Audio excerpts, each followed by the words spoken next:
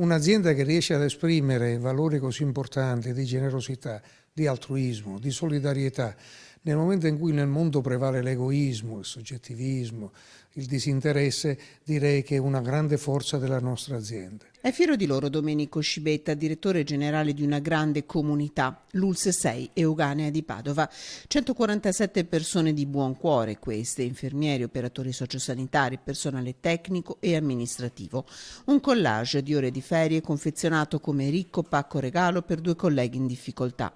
2 figli malati, bisogno di tempo per seguirli e accudirli. Il dono si è concretizzato in numeri importanti, 2.555 ore, 377 giorni di ferie, più di un anno. È una donazione assolutamente gratuita e soprattutto anonima. Chi dona non sa a chi dona e chi riceve questo beneficio non sa da chi l'ha ricevuto.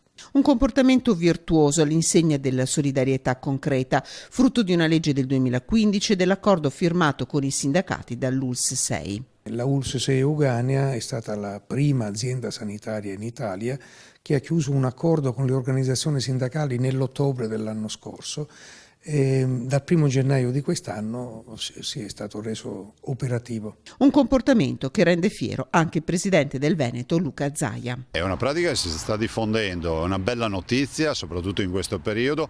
Accade spesso nelle aziende, ben venga che accada anche in un'azienda pubblica, quindi mie congratulazioni a chi ha avuto questa idea e dico che è una nuova formula di welfare aziendale, definiamola così, ma anche di donazione, no? Spesso si dice ma a Natale che regali fai? Ecco, questo è un bel regalo.